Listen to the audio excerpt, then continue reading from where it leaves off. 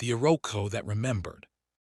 In the red earth village of Kijani, where the sun rose wide and golden over the savannah and evening fires perfumed the air with wood smoke and palm oil, there stood an ancient Iroko tree at the center of the square. Its trunk was thick as three men standing arm in arm, its roots twisting deep into the soil like stories buried in time. The elders called it the witness, because beneath its broad canopy, disputes softened and laughter seemed to settle gently in the shade. In Kijani lived a boy named Tando. Tando was quick-footed and sharp-eyed. He could outrun the goats, climb the tallest acacia, and track antelope across dry ground. But his heart had hardened early.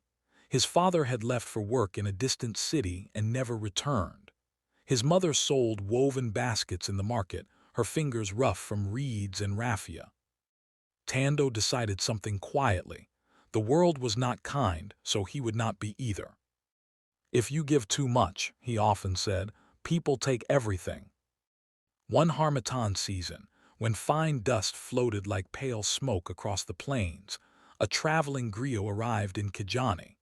His name was Baba Nuru. He carried a kora polished smooth by years of stories and wore indigo robes that shimmered like twilight. That evening, the villagers gathered beneath the Iroko as Baba Nuru played. His music rose and fell like distant thunder before rain. When he spoke, his voice carried both age and warmth. I have walked through many lands, he said, and I have seen villages fall not from hunger, not from drought, but from the poverty of love. Tando folded his arms. Love did not build houses. Love did not fill empty bowls. After the performance, Baba Nuru approached him. You climb trees, the griot said calmly. I climb higher than anyone, Tando replied. Then tomorrow, Baba Nuru said, climb the Iroko at dawn and tell me what you see.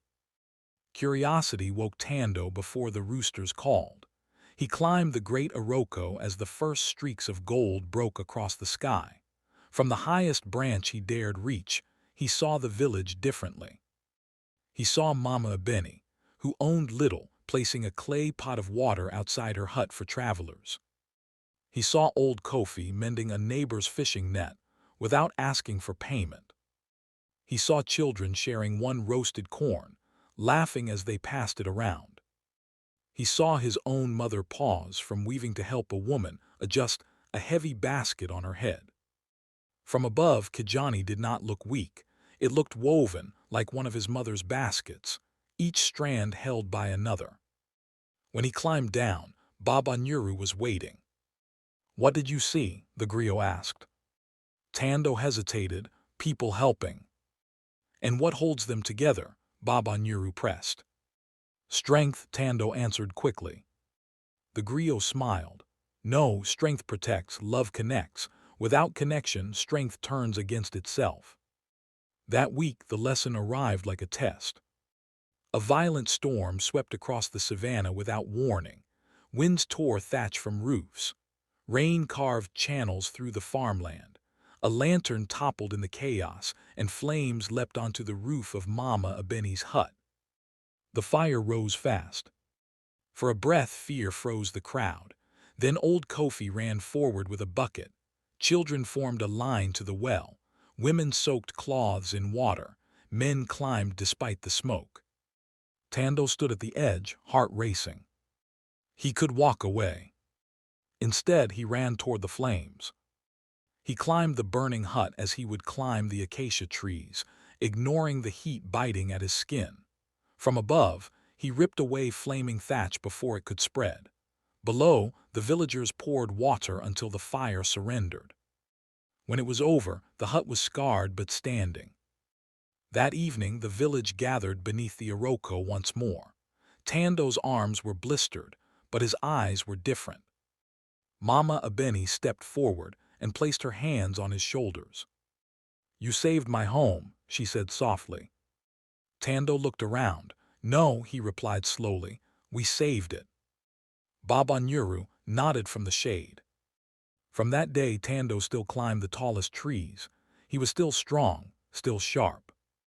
But he began to give small things, help carrying loads, sharing food, offering time. And something unexpected happened. The more he gave, the less empty he felt. Years later, when Baba Nuru passed through Kijani again, he found the village thriving. The Iroko still stood at the center, roots deep, branches wide. And beneath it stood Tando, no longer hardened but steady. Because he had learned what the Iroko had always known. A village does not survive by strength alone. It survives because love, given freely, returns in ways no one can measure.